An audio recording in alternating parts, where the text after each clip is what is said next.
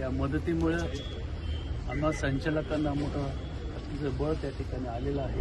परंतु आता ही शेवटचीच त्या ठिकाणी संधी सभासदांनी आम्हाला त्या ठिकाणी दिलेली आहे। निश्चितच आम्हाला खात्री आहे की आपण हा कारखाना चालवण्यासाठी निश्चितच यश त्या ठिकाणी आम्हाला मिळेल। कारखान्याच्या परिसरामध्ये राहायला आला आणि बरेच दिवस त्यांनी त्या ठिकाणी व्यापार केला। आज त्यांचे चिरंजीव त्यांनी डॉक्टर बाबूराव अबुजी तनपुरे सहकारी साखर कारखान्याला 1 कोटी रुपयाची ठेव त्या ठिकाणी दिलेली आहे। आज जरी हा कारखाना बंद असला तरी संचालक मंडळींच्या वतीने मी 1 कोटी रुपये या ठिकाणी स्वीकारलेले आहे। आपण व्यवसाय करतात, व्यवसाय त्यांनी केला, अत्यंत चांगल्या प्रकारे व्यवसाय केला आणि जी शेट्टी यांनी पुण्यामध्ये जाऊन त्या ठिकाणी चांगला व्यापार त्या ठिकाणी केला।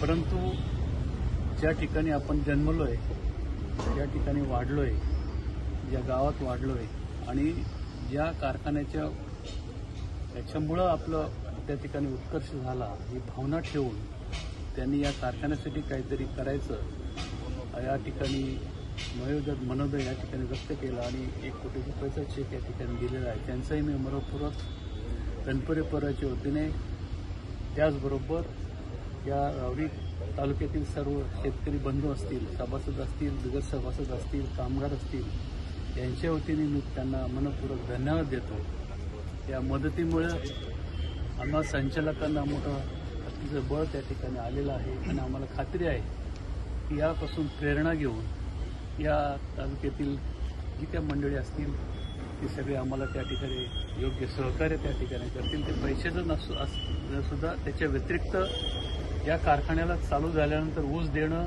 हे सर्वात महत्त्वाचं आहे, कारण शेवटी 500 कोटीचं कर्ज आपल्याला काही दिवसामध्ये फेडायला लागणार आहे, त्याचं व्याजाचा भूर्दंड त्या ठिकाणी पडणार आहे आणि जर क्रशिंग त्या ठिकाणी झालं नाही, जास्त क्रशिंग झालं नाही तर आपल्याला भाव त्या ठिकाणी देता येणार नाही किंवा मग तो कारखाना पुन्हा अडचणीत त्या ठिकाणी येईल। परंतु आता ही शेवटचीच त्या ठिकाणी संधी सभासदांनी आम्हाला त्या ठिकाणी दिलेली आहे। निश्चितच आम्हाला खात्री आहे की आपण हा कारखाना चालवण्यासाठी निश्चितच यश त्या ठिकाणी आम्हाला मिळेल। पुनश्च एकदा शेट्टी परिवाराला मनपूर्वक धन्यवाद देतो आणि माझे तालुक्याचं वैभव असलेला हा खरं तर कारखाना होता। अनेक वर्ष या तालुक्याचं त्यांनी अनेकांना उभं केलं।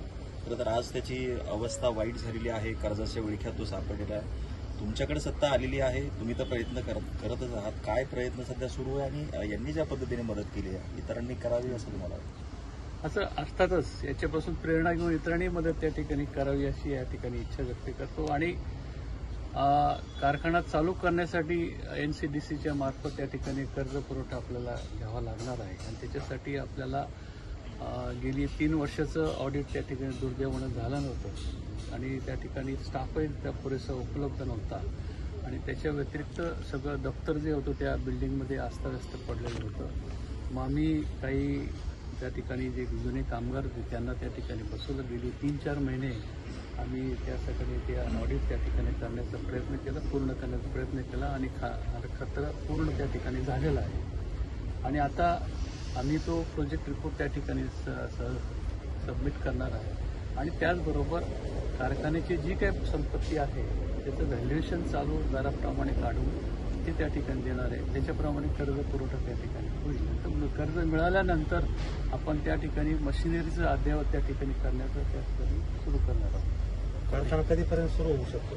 तर अंदाजे साधारण हा सीझन तर नाही चालू होणार, शेवटला त्या ठिकाणी आपला ट्रायल करण्याचा प्रयत्न आमचा त्या ठिकाणी असणार आणि यांनी जो खरं सहकार्य त्या ठिकाणी केलेलं आहे ते मनापासून त्यांचे धन्यवाद त्यांना धन्यवाद। सोशल मीडियाच्या भाऊ गर्दीत विश्वासार्हतेने चकाकणारे नाव म्हणजे लेट्सअप मराठी। सगळ्यांना, सगळ्या नागरिकांना ती लेट्सअप वरील मुलाखती म्हणजे विचारांचा खजिना। त्यानंतरच्या निवडणुकीमध्ये मला सोडून गेले। बातम्या केवळ वस्तुस्थिती सांगणाऱ्या, न प्रोपगंडा, फक्त जनतेचा अजेंडा। क्योंकि आने वाला कल जाने वाला है, जाने वाला कल आने वाला है। राजकारण, मनोरंजन असो की क्रीडा क्षेत्र, महाराष्ट्राची स्पंदने संवेदनशीलतेने टिपणारे माध्यम म्हणजे लेट्सअप मराठी. जगासोबत एक पाऊल पुढे राहण्यासाठी लेट्सअपचे ॲप, सोशल मीडिया आणि वेबसाईट सोबत कनेक्टेड रहा.